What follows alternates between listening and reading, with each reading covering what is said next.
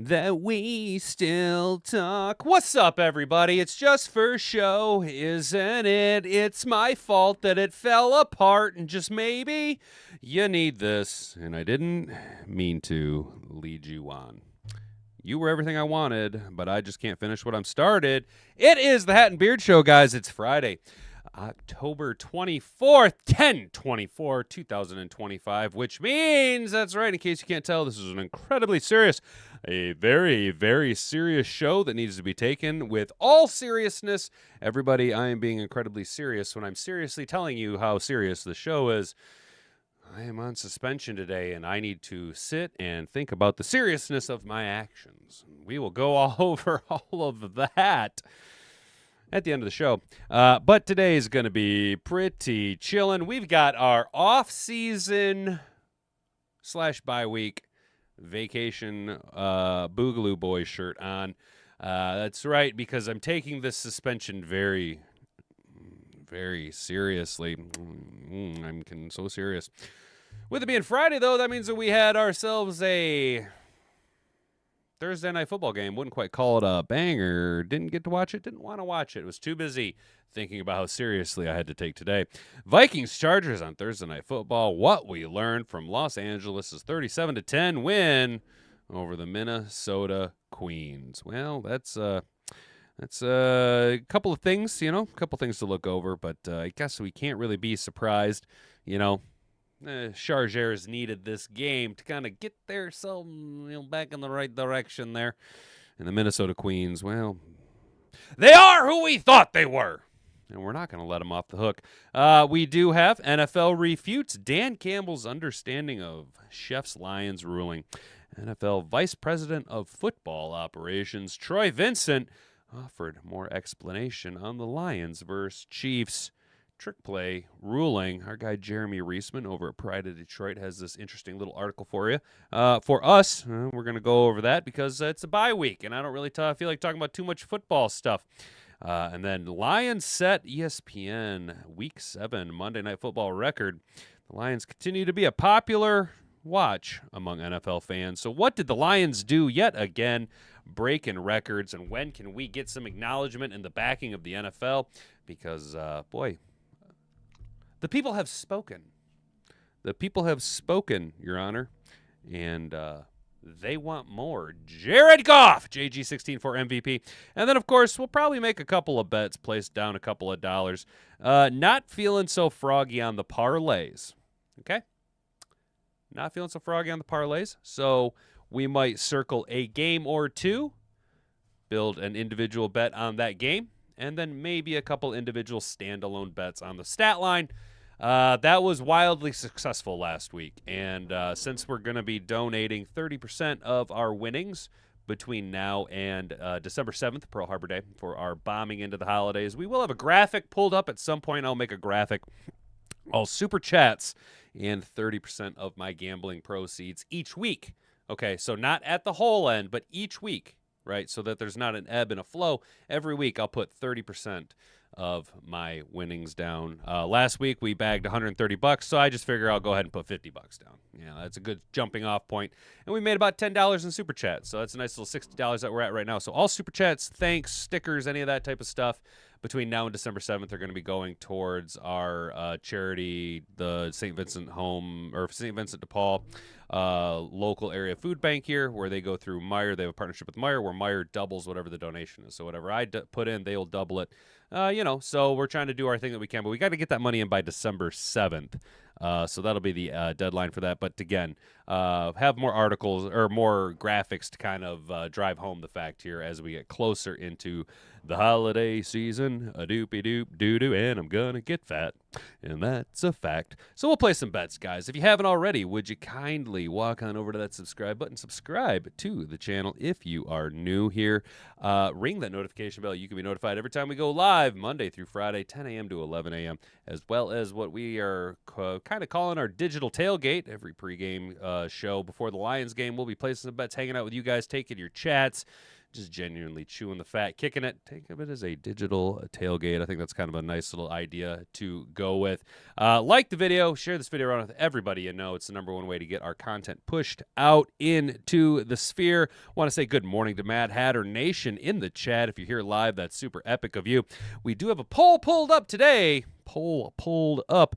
Am I taking this seriously enough for the master to be happy? Yes, sire. Do I please you, sire? Am I thinking about my degree of insubordination? Am I taking it seriously enough for you, sire? Yes, clearly with 8% of the vote. 0% of you are saying I'm taking it seriously enough. 50% of you say management eats poo. I agree with you. And then 42% of you, this is what I really like, 40% of you say free hat. Free hat. I absolutely appreciate that, guys. What's up, Brandy? Mr. Detroit City. Jeff Ginnard, what's up, dude? Good to see you, brother. Glad you're still out there kicking it and keeping it live. NFL sucks. Who cares what they think of our Lions? Preach, dude. You know what? That's the whole Detroit versus everybody mentality. Keith, though, it's tight end week. I'm betting on tight end touchdowns, brother. It's good to know. Tight end week is always a little bit fun for the fantasy aspect of it. Hit 410 on Keno. Good thing, too, because I suck at sports betting. Gypsy. I just want to make sure I was reading that right. Trippy Gypsy, congratulations. Never was a Keno guy. Never was a pull tab guy. Never had success with scratchers or any type of gambling. Been more successful at sports betting simply because I convinced myself that it's a game of skill and, well, I have an edge because I played football in high school, so I think that I know more than I actually know. Much like everybody else, I am prey to the big casinos.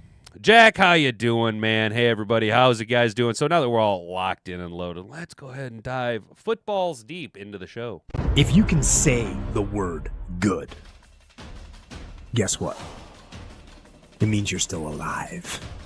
It means you're still breathing. And if you're still breathing, well, then hell, you still got some fight left in you. So get up, dust off, reload, recalibrate, re-engage, and go out on the attack.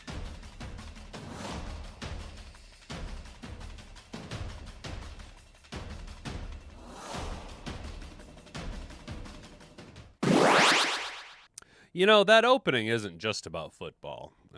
That opening, you know, I actually have listened to that Jocko, the speech, quite a few times in my life, and most recently with my fight at work, it kind of helped a little bit. You know, I was a little pissed off, and I was ready to leave and jump ship, and then I was like, you know what? Fuck that.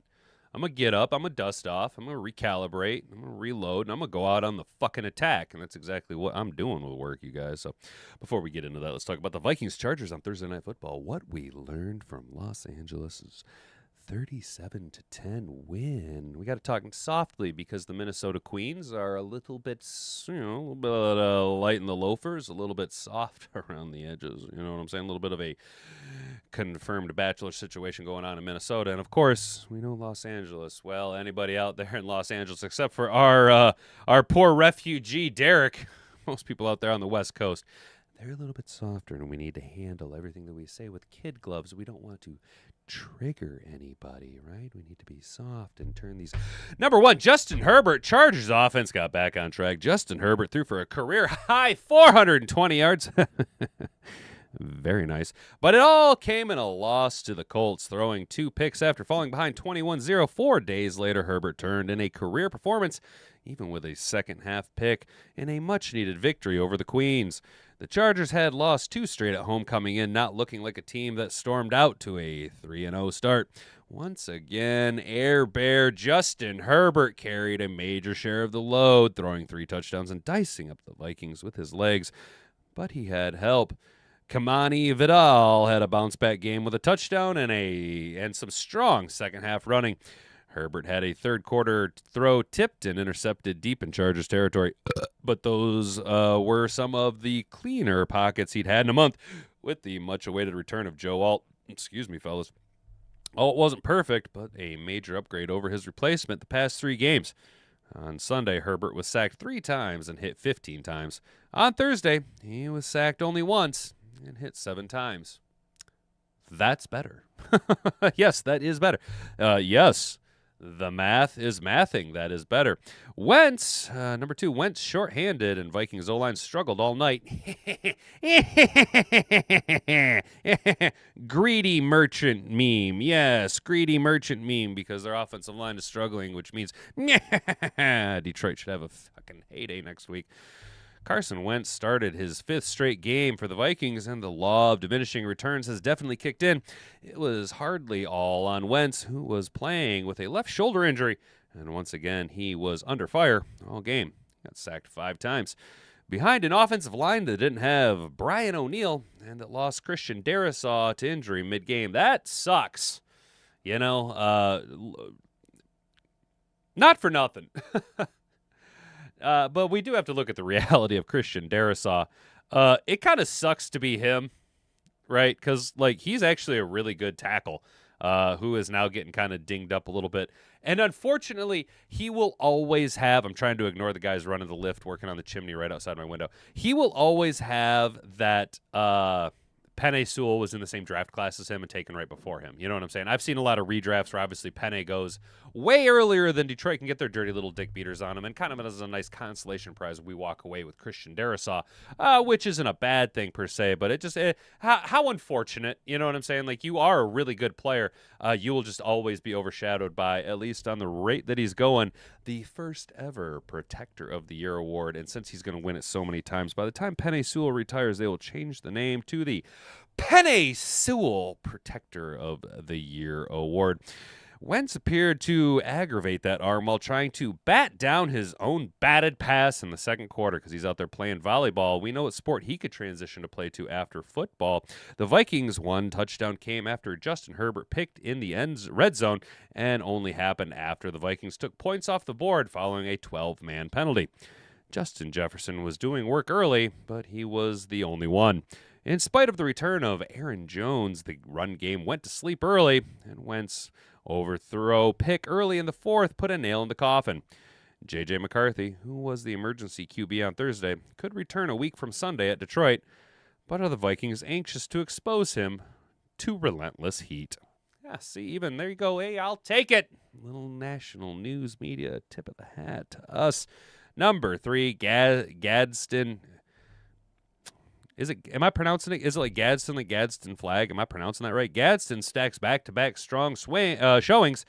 Rookie tight end Oronde Gadsden II had hit Southern California like an earthquake the past 4 days.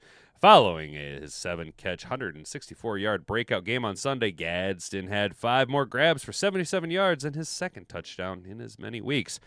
The son of the former Dolphins receiver of the same name had a similar rookie year ascent as his father, continuing to stack impressive showings and appearing more like a 5th-round steal by the day. All of Gadsden's damage came in the first half on Thursday, but it was clear the Chargers were making a concerted effort to get him the ball with 3 catches on the opening drive, including a pretty touchdown grab. Gadsden also hauled in a 40-yarder later to set up another score. You can bet the Chargers are going to continue to feed the rookie, who has now caught 27 passes on 33 targets and is averaging 14.3 yards per catch this season. Number 4. Do we have any more? Nope, just number 4. It's the last one. We're going to stick. Oh, there is a 5. I am dumb. Number 4, another slow start for their Vikings compounds defensive issues. The Vikings are a team built to get leads and turn their pass rushers loose. Okay, well, that's what you're built to do. The problem outside of a laugher over the Bengals, the Vikings have suffered from slow starts all season, getting outscored 41-13 in the first quarters of their other 6 games, including Thursday, which couldn't have started much worse. The Vikings had 4 penalties, 16 yards of offense, and a dropped pick 6 on defense, finding themselves in a 14-0 hole 17 minutes into the game. The offense can't escape blame, but what happened to Brian Flores' defense? This is supposed to be the backbone of the team this season, the unit that could help shepherd J.J. McCarthy and the offense along while remaining in contention. That hasn't happened at all. The Chargers rang up 419 yards and 7 scoring drives in 9 possessions. The pressure cooled off fast, the blitzes weren't getting home, and there were far too many coverage busts and missed tackles to stop anyone.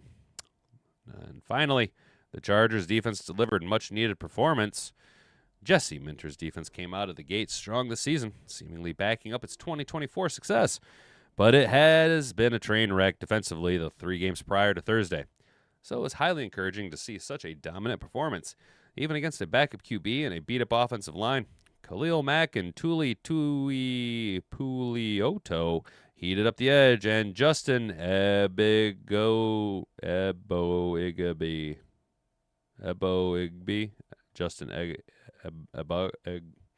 Justin had 2 first-half sacks after a tough game Sunday. The big news Thursday night was that Derwin James, who'd played every defensive snap this season to that point, was ruled out with an ankle injury, and Tony Jefferson got hurt and played sparingly, thrusting rookie J.R. Mickens into the game.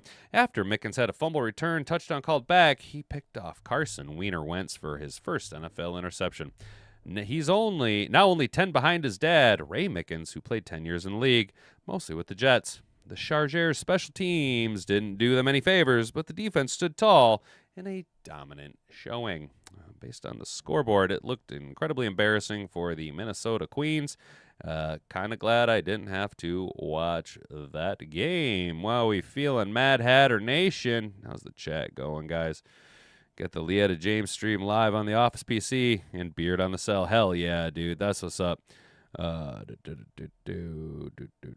don't know why the Vikings didn't pull Wentz. He was grabbing his shoulder a lot. Oh, well, see. But what do they have? Either a broken Carson Wentz or a broken J.J. McCarthy. I guess, McCarthy was the emergency QB, so I guess there's probably a second stringer. McCarthy will be on his ass a lot. Well, McCarthy kind of sucks, dude. The Vikings were screaming for Max Brosmer. Is Brosmer the second stringer? I think FBI is coming after NFL next. Possibly, Trippy. Possibly. I'm guessing you mean as far as the NBA is concerned with the Terry Rozier situation. Let's not forget that Chauncey Billups also got busted for illegal poker bullshit. That's a good question and something that I was kind of thinking about yesterday when I was watching Tim Cass talk about this situation. Very well could come for the NFL, though I would like to think that the DOJ taking it after the NBA, who I think the NBA is a little bit greasier, a little bit easier of a target. We're kind of grabbing the low-hanging fruit. I'm thinking that by the DOJ doing this, it's a opening salvo or a shot across the bow, a warning shot to the other major sports industries that, hey, we ain't fucking around no more. You know what I'm saying? I don't know. I think the possibility does exist. Personally, though, I like to think that this will be enough of a shot across the bow or a warning shot, if you were, to the rest of the major sports leagues to button up, to shape up, or we're going to come after you. You know what I'm saying? There are players going to FAFO. Exactly, dude. That's why the NBA sucks, dude. Yes, agreed, Sam. Agreed. What's up, Sam? Good to see you, dude. Good to see you.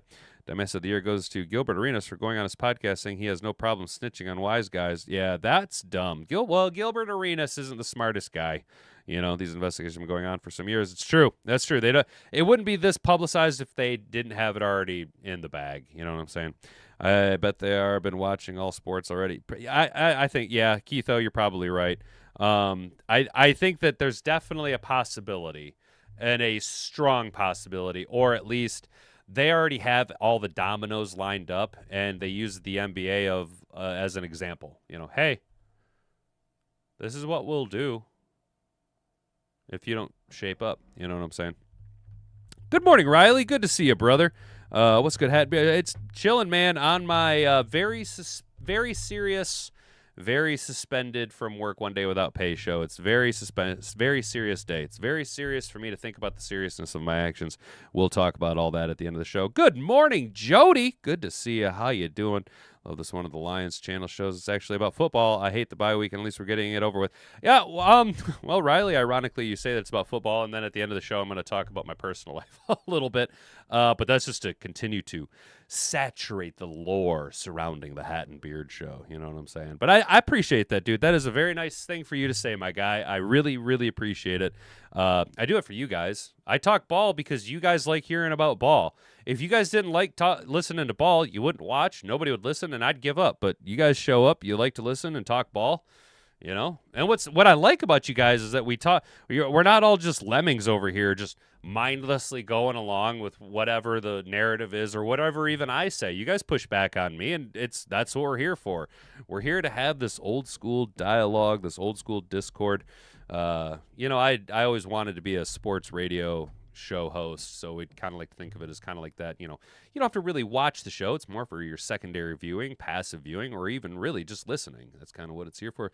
That's why I have this incredibly sterling face for radio. Over here at Pride of Detroit, Jeremy Reisman, NFL, refutes Dan Campbell's understanding of the Chefs Lions ruling. In a story that refuses to completely die, the NFL tried to provide a little more clarity on the operation of the ruling during the Detroit Lions Week 6 game against the Kansas City Chiefs. We know when it happened. After the game, the lead official, Craig Butthole, said the New York officiating hub dubbed Art McNally Game Day Central was not consulted on the play. Lions coach Dan Campbell, however, said he was told otherwise. Campbell said in a post-game press conference, "I know it came from New York." Later that week, Campbell reiterated the claim during the weekly radio spot on 97.1 The Ticket, saying an on-field official told him the call came from New York. The problem here is that Game Day Central, while allowed to step in for certain officiating corrections, would not be allowed to step in to call illegal motion. That is something that must be determined by the on-field officials. Now, I think that call came from Las Vegas because Jared Goff was going to break them. On Thursday, NFL Executive Vice President of Football Operations Troy Vincent backed the company line, insisting that Game Day Central, a crew that he is a part of, no vested interest in this. No insult or egos there. Quote, "It was not, I am not sure who Coach Campbell was referring to, but we did not intervene," Vincent told Mike Florio of Pro Football Talk. Good. So Dan Campbell's a liar. Good to know. "We did not assist in that. We didn't have it to. I am part of that. I am part of the Game Day Central on every game." And Mike, just for clarification purposes here, you heard the officials talking immediately as the play was going on, prior to even the touchdown. Okay, good. So that settles it then. Okay, good. Dan Campbell is a liar. That's the national media has declared that Dan Campbell is a liar because they say so. Because they say so. Because they say so. Yep. No controversy here. Nothing to see here, folks. Nothing to see. So why did they take so long to come to the ruling? Vincent compared it to what you commonly see during intentional grounding rulings. Oh. Okay. Yeah, 90 seconds. I don't think I've ever seen a 90-second intentional grounding ruling. That's not to be that guy, but the rules of football, they're not that hard to interpret. It's almost like it's as dumbed down as possible. Officials need to confer with each other in order to make sure all the aspects of illegal motion were or were not met. They're communicating, and in this particular case, even though it was motion and a legal shift here, when you look at intentional grounding, did the ball make it back to the line of scrimmage? Was there a receiver in the vicinity? Was the quarterback still in the pocket? You can hear the officials gathering, in this particular case, very similar to that. But we didn't have to get involved in this particular play. The interpretation of events does match what Rolstad immediately said after the game, noting that once the quarterback shifts out of the backfield, he leaves the official's point of view and enters another. It's my job to see the quarterback. We already have read that 17 times. So the NFL is sticking with their side of the story, which means one of three things. They are lying and protecting the shield being the NFL, okay? 2,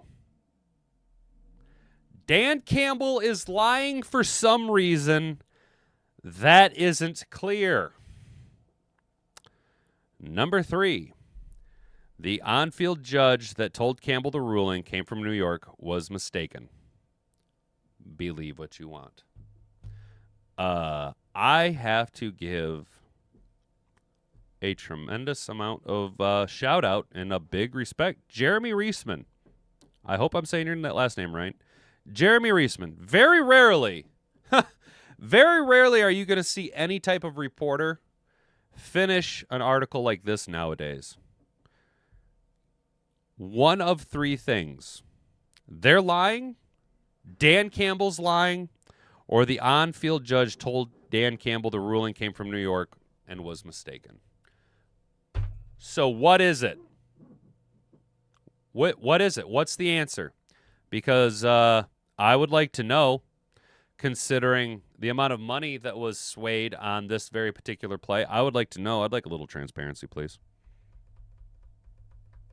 This really irritates me. But cheers to Jeremy Reisman, dude. Seriously, shout out, bro. That's a powerful way to end an article in today's world, man. How we doing, Mad Hatter Nation? Did you say the NFL and clarity in the same sentence? Yeah, I know, dude. Exactly, dude. MCDC lied. I find that hard to believe. I hate the bye week too, but it's not as bad as the end of the season. No football for months, and we're right in the middle of the most depressing time of winter. Jody, you're right, and I used to be an advocate for the UFL or the USFL or whatever the hell they want to call it now. But now that the Michigan Panthers are no longer here, fuck the spring league, dude. I don't want nothing to do with the spring league. What's up, Ryan? How you doing, brother? Ryan Allen in the chat. Yo, what's good, Ryan? I trust the national media as much as I trust fart after eating a whole box of X-Lax. Accurate, my guy. 150% accurate, dude. This is it's just parroting bullshit, dude.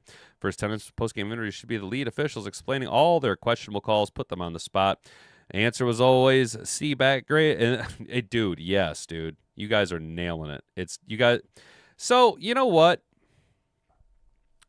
Either the NFL needs to follow suit with the UFL and do absolute transparency with communications like they do, where you can not only hear but see cameras in the the head of officiating booth, Dean Blandino. Or, yeah, some form of not just the pool report, but every single penalty. And I know it's going to be hard for the refs to remember every single call. But if you're going to make a call that can sway the outcome of a game, regardless of the magnitude of the call, it has an impact on the outcome of the game. And it is you, whether you're enforcing the rules or not, it is in one way or another either putting the scales on to maintain balance or putting the thumb on the scale to incur imbalance. They should have to go through every single questionable. I'd rather see them go through every single call, every single questionable call. Video, I want them to go through like video, like a film fucking breakdown. I want you to tell me what you're seeing. I want you to tell me what justifies this call. Explain it to me. And explain it to me like I'm a dumbass. You know what I'm saying? Like, really do it. He used to hit me with a cup of farts when I was young. Hand and fart, put the face to. Yeah, dude, we used to call that,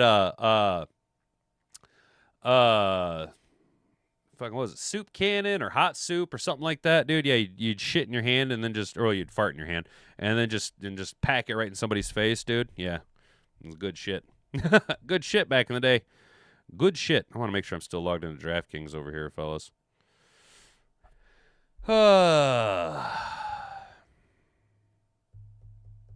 It's 10:30. Can you guys tell I'm taking this very, very seriously today? Make sure you engage with the poll. There's 14 votes, 19 of you in the chat. Make sure you engage with the poll here. Am I taking this seriously enough for the master to be happy? Yes, clearly, with 14% of the vote, 50% of you say management eats poo, and 36% of you say that free hat. You got to free me. Free hat. Me and Brian Branch have a lot in common. Dude, it'd be hilarious if Goodell did get arrested. Dude, that would be absolute bananas. If after all of these years they find that Roger Goodell was corrupt. This story's kind of lame now that I think about it. So Detroit set a record for a doubleheader Monday night game with the most viewers and then the largest drop off, the biggest swing, because there were so many people watching the Lions game as opposed to the Seahawks game. So that's cool, and we set a record. Don't really care about it. Moving on. Goodell gets deported. Denaturalized and deported, dude. Denaturalized and deported. Kick them out. Kick them out. Kick them out. So, guys, what games are we looking at? What games are we looking at here, guys? Do we have any very specific games? I will build one singular 3-leg parlay around the Sunday night game. How's that? Or maybe the afternoon through the 4:30 game. But I'm not feeling like putting a lot of money down. We're just going to kind of make a couple of standalone bets to see if we can make some scratch off this weekend. And then what I'm going to do is I'm going to actually end up closing my DraftKings account and moving everything over to Hard Rock. So just kind of, I guess maybe this weekend this weekend I got to do some work here in the studio. I need to do some work out in the garage to get it ready for winter weightlifting. I do need to set up a Discord though, don't I? What teams do you think start that fire after another loss this weekend besides Miami? Do you think the Jets and Titans get up shop? Well, who are they playing? That's a good question. Miami's playing Atlanta. Okay, so the Jets. All right. Oh, no. Jets are going to lose, dude. The Jets don't get a win. Cincinnati's kind of coming on. Tennessee. There's no way Tennessee beats the Colts. I will put some money on the Tennessee Titans to beat the Colts, though. Saints and Raiders. Let's take a look at them, huh? Who are they playing? There's the Saints and Raiders.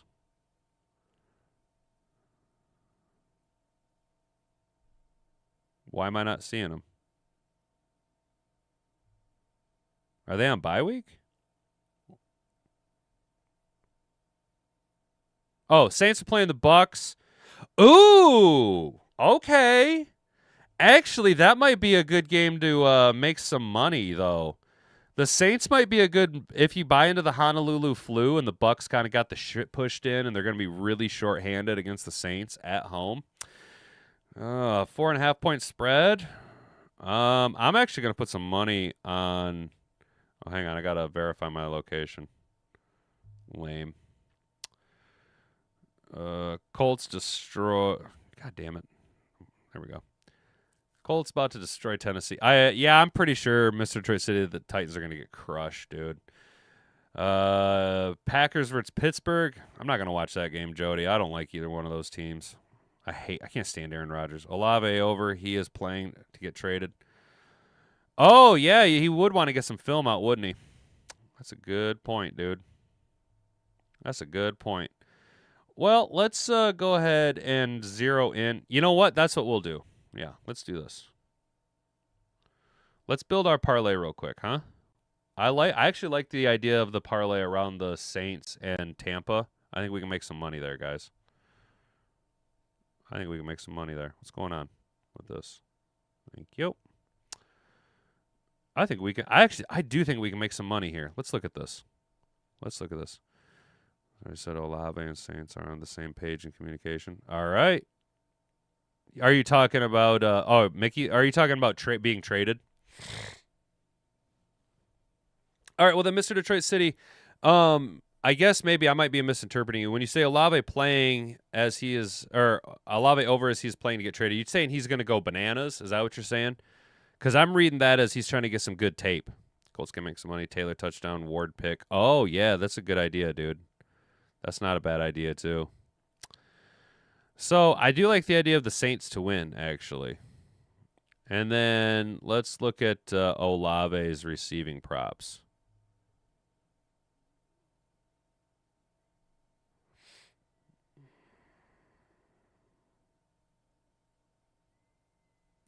Why am I not seeing Chris Olave on here? Is Olave not playing? I don't think Olave's in, dude.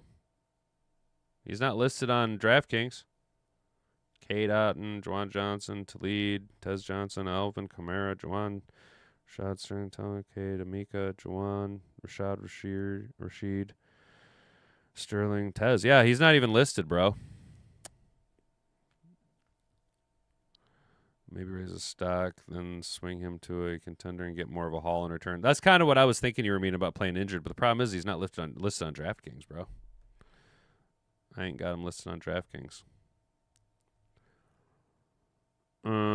Who's their possession guy? I don't know if this is the route I want to go now. I think I'm just going to fade the parlay and just do a standalone bet on the Saints.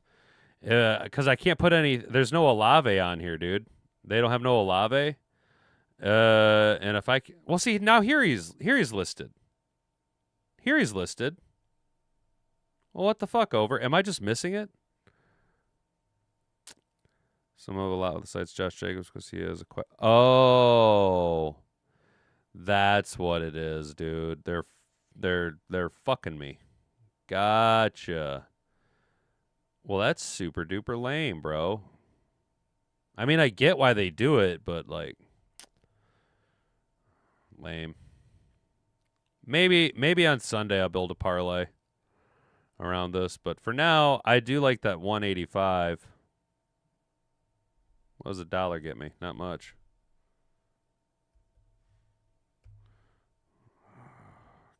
There we go. Oh, wait, that's right. Function numlock. I hate that my right side keyboard, I have to engage the number lock for it to work every single time. Let's go ahead and throw $5 on the Saints. That's a fair wager. That's a fair wager on the Aints. Let's go ahead and, you know what, Mr. Detroit City, I like where your head's at, dude. I like where your head's at. Jeez Louise.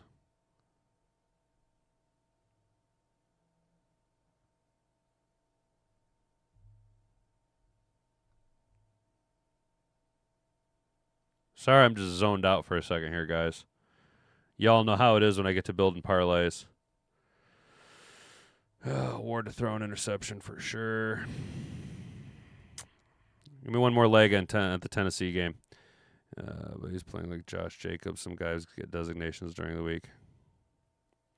Yeah, so I see where both you guys are saying. Mr. Detroit City, you're saying yeah, so he's questionable and he's probably 100%. He's probably going to play. But what DraftKings is probably doing is protecting people from themselves. They're probably trying to protect people from themselves, you know. Or at least avoid having to refund anybody. Warren. Oh, yeah, dude. This Tyler Warren guy, bro. This fucking Tyler Warren guy, bro. We are in the renaissance of the tight end position right now, guys. Legit. These tight ends nowadays. Golly, fellas. Oh, damn. He's well, all right. You say over 40.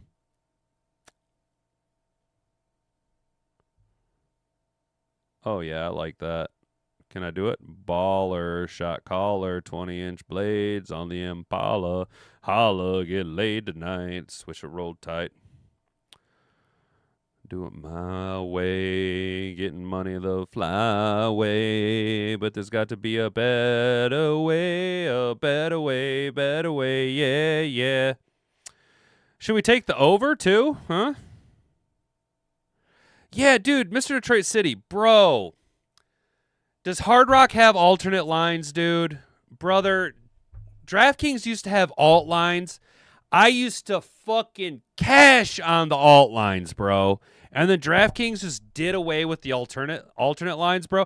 Brother, I used to smash the alt lines. I used to tell people, I'd be like, bro, quit wasting your time on fucking building parlays. Just build parlays around alternate lines. It's the way to go, dude. The alt lines are where it's at, brother. Legit.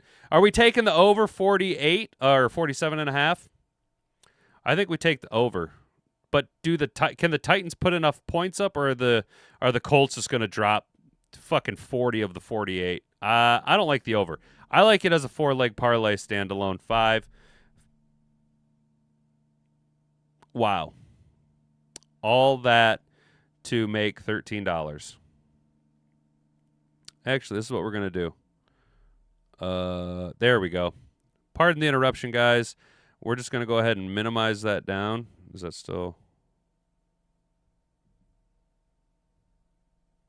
Hang on. I want to open up...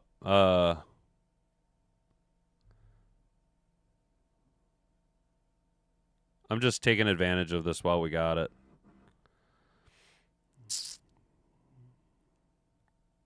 All right. All right, cool. Mr. Detroit City, I have your link now on a window. I will set it all up a little bit later.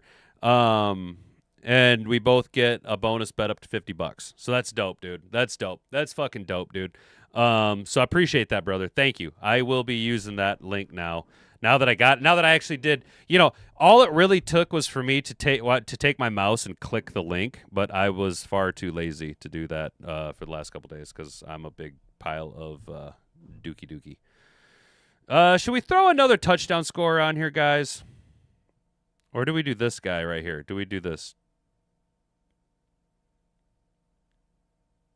Do we do this?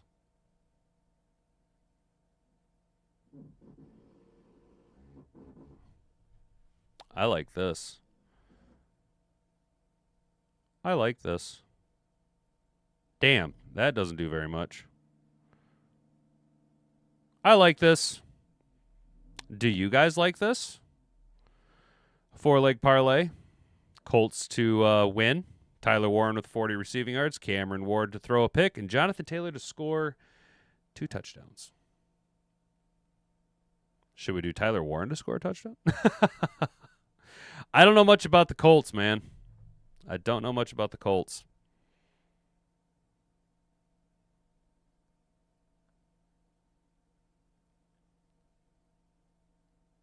Yeah, Tyler Warren's not that far of an odds to score a touchdown. Could make it a nice even 5-leg parlay.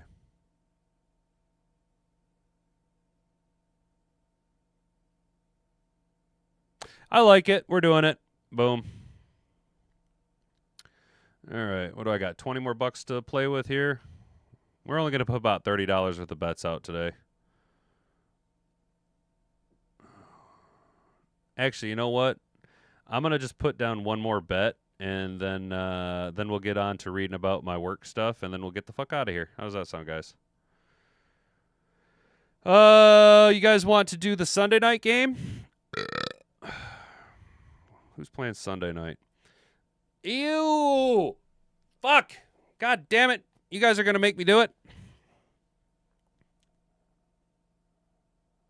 Really?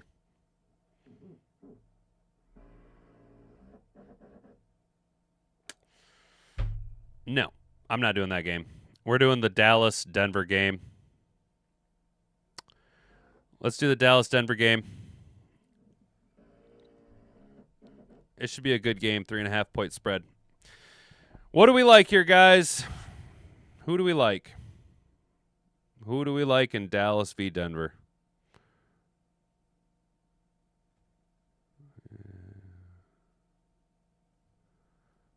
Oh, you shouldn't be contacting me while I'm on suspension asking about work-related stuff. Hey guys, so my supervisor just texted me asking about a piece of equipment that I fabricated and then a now retired employee destroyed and threw away. He's asking me about work-related stuff while I'm on a 1-day unpaid suspension. Is that legal?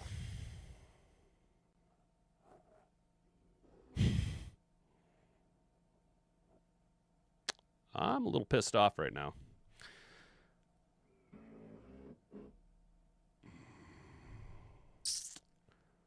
It is legal? I mean, it might be legal, but do I have to respond? Because that's bullshit, dude. I'm on a 1-day unpaid fucking suspension. This is bullshit, dude.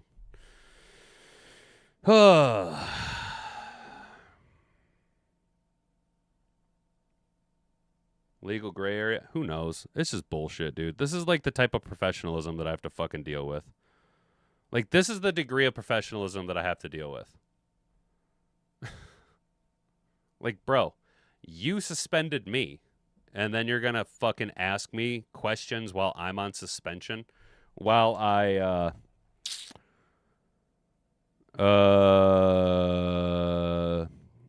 am being impressed upon me to take the seriousness with which they regard my violations of the employee manual.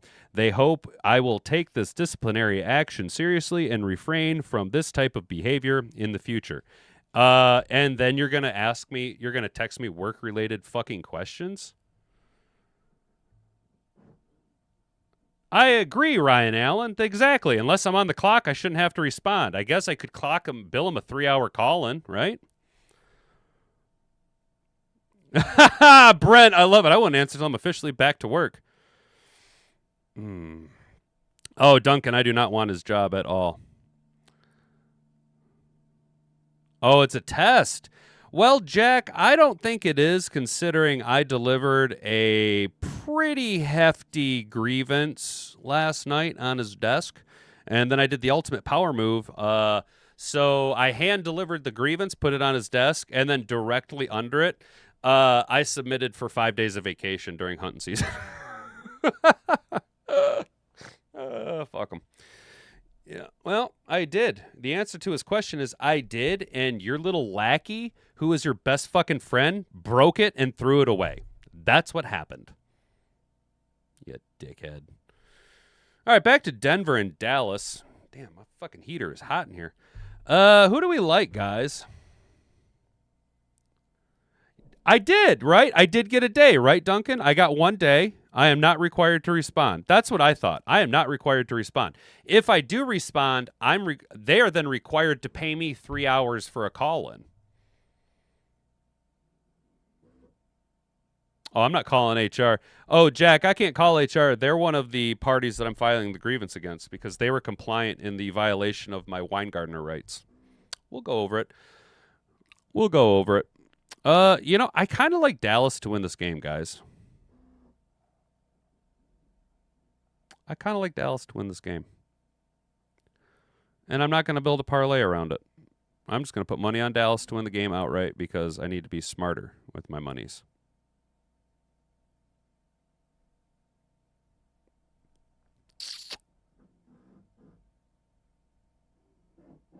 Yeah, let's just do this. Boom. I like Dallas to win.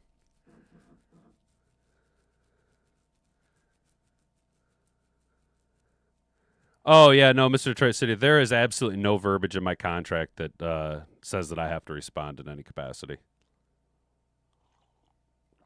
Trust me, it's only a 26-page fucking contract, and I know that bitch inside and out.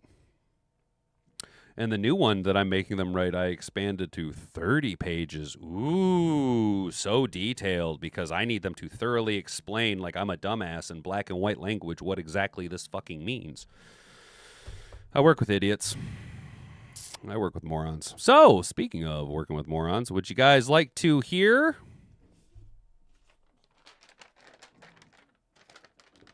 I have here. I tell you what I will do. Guys. If I'm suspended, I'm off the grid. Exactly. I got shit I'm doing today. But if my coworkers, so if Wheelgun or if G ask me, I'll respond to them because they're my homies, and I'm not going to let them fucking die. But no, my boss can go kick rocks, dude. I'm on suspension. Can you please stop banging on my wall right outside my studio? Thank you. Appreciate it. And I hope you guys are watching. If you're watching, I appreciate it. Shout out to you guys out there. Like, comment, subscribe. So,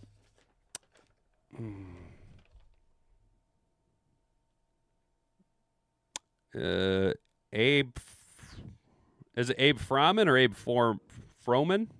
It could be worse. You could be Carson Wentz last night. That's true. You are right, Abe. You are right.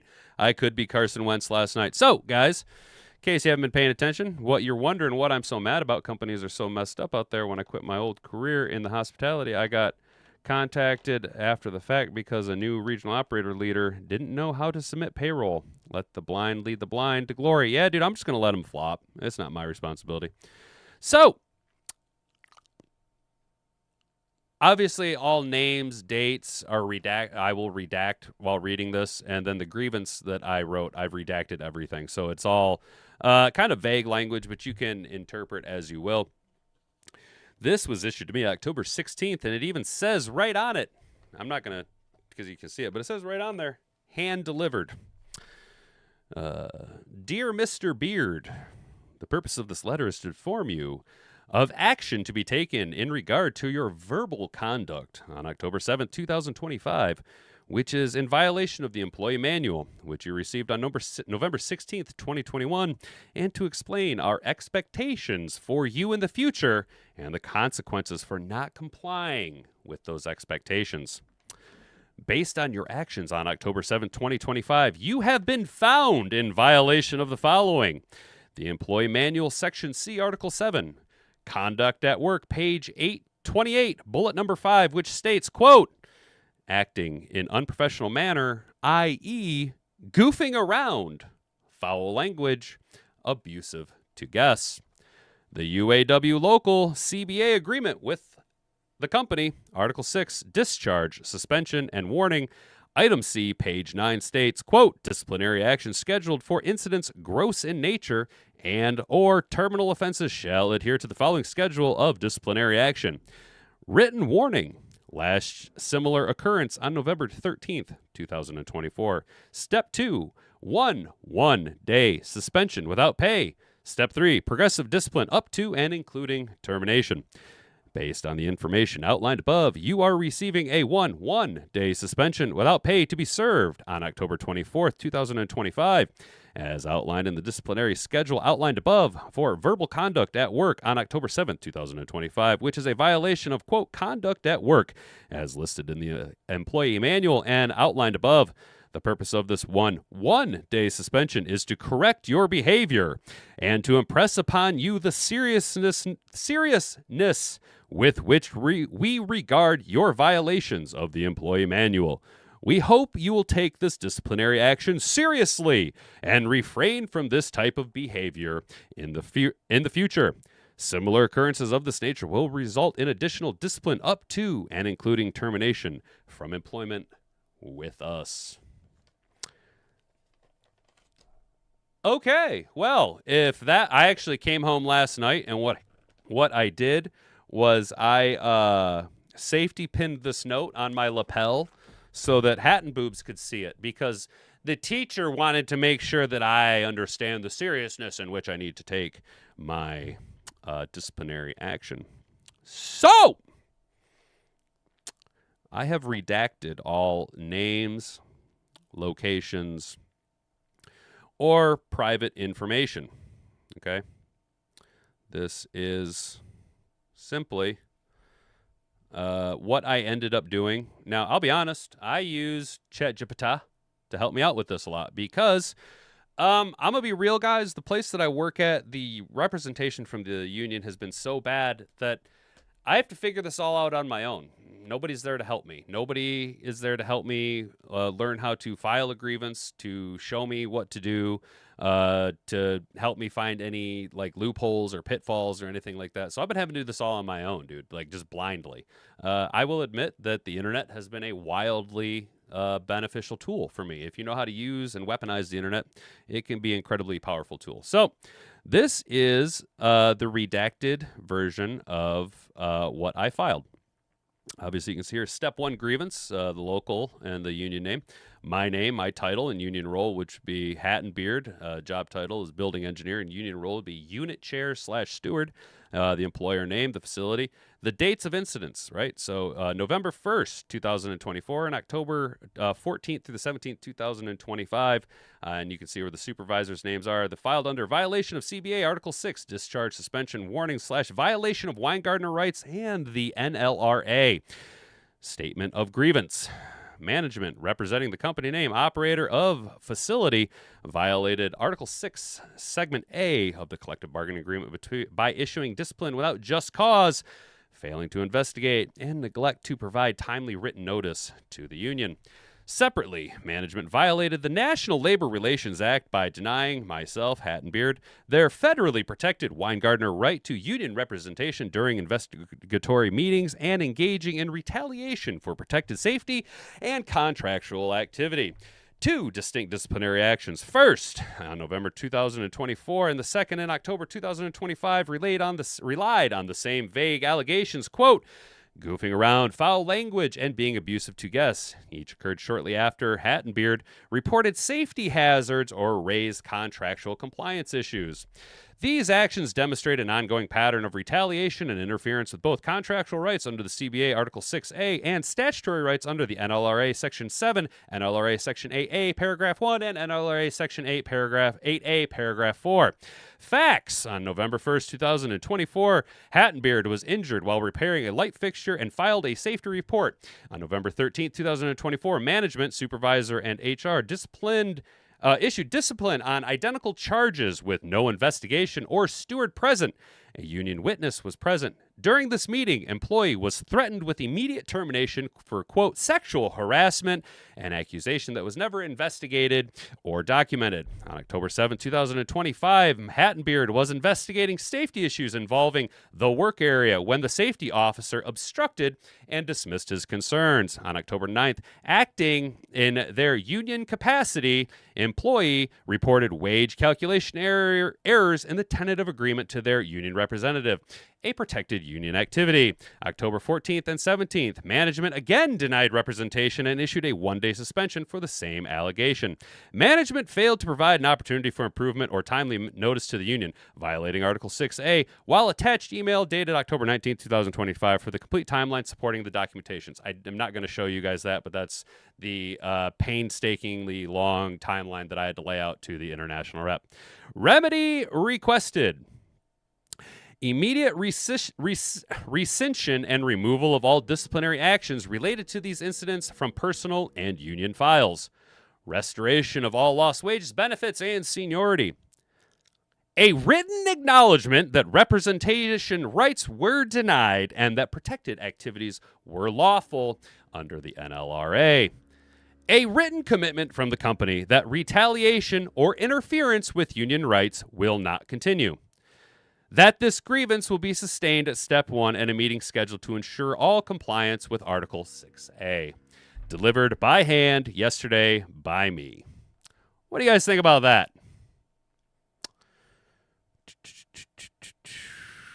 Companies are so messed up out there. Yep, read that. With the blind. I know your workplace environment is, but unions sure took care of family members of mine in auto industry plants, Ford, DuPont, etc. So, sure, financially and whatnot, pensions and stuff are good. Something unions can't help with is long-term health effects 20 years later if you happen to deal with raw material. Yep, dude, that's right. And I'm actually a member of the same national union that they are a part of as well. I'm UAW myself. So that is a copy of what, a redacted copy of what my boss walked into today. And then while I'm on suspension, he decided that he wanted to ask me work-related questions.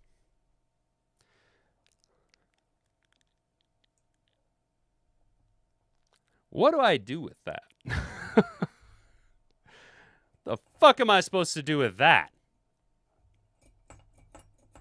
Seems kind of bullshit, right? Now, I know that right now I'm a little irritated by it, and eventually I'll kind of calm down, but what the fuck, dude?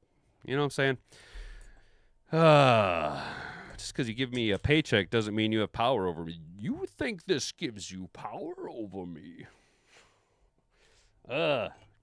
So, I guess that's that for today, guys. We play some bets, give that to the union rep. You think, Jack? You think I should just forward be like, dude, I'm on suspension. I filed a grievance, and they're fucking harassing me. Like, doesn't this kind of constitute harassment? I mean, I'm fucking suspended, right? I'm supposed to be sitting here thinking about the seriousness of my actions. Yeah, dude, telling me to go away, then coming to talk to me is harassment. Exactly. You told me you didn't fucking want me there, that I'm not allowed to be there. I'm suspended without pay. So I lose money, and then I have to still fucking... Yeah, dude. Damned if I react, damned if I don't. Bro, this is so fucking lame, dude. Like, and the bit... You guys want to know why I'm actually like really pissed off about it? Because I knew it was going to happen. Because I knew, like, here's the thing. I'm the dumbest person there. I'm so stupid. I'm just big fucking dumb angry caveman. I don't know my ass from my elbow. But whenever it's time to get shit done, A, I'm the one that they always call upon to get it done, and B, bro, why are you asking me questions about your department? You're the fucking manager, bro, not me. You get paid twice what I do. Why are you asking me? I don't even get paid. I don't even get paid today. Bro. The fuck world do I have to live in, man? This is such bullshit. All right, guys. Well, not going to let this get me down too much. Me and Hat and Boobs have an afternoon planned of... we're going to go apple picking in the orchard. We're not actually going to go apple picking, but one of the families that goes to our church has a family orchard over here that we like to go to.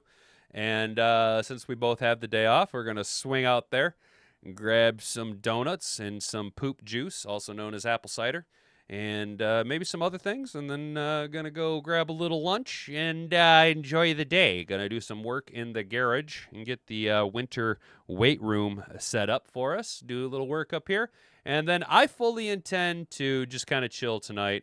And I don't know, maybe you guys should let me know. Should I play XCOM 2 tonight, or Farthest Frontier finally released its full update? It's out of early release, and I was very excited about that because I'm a huge dork.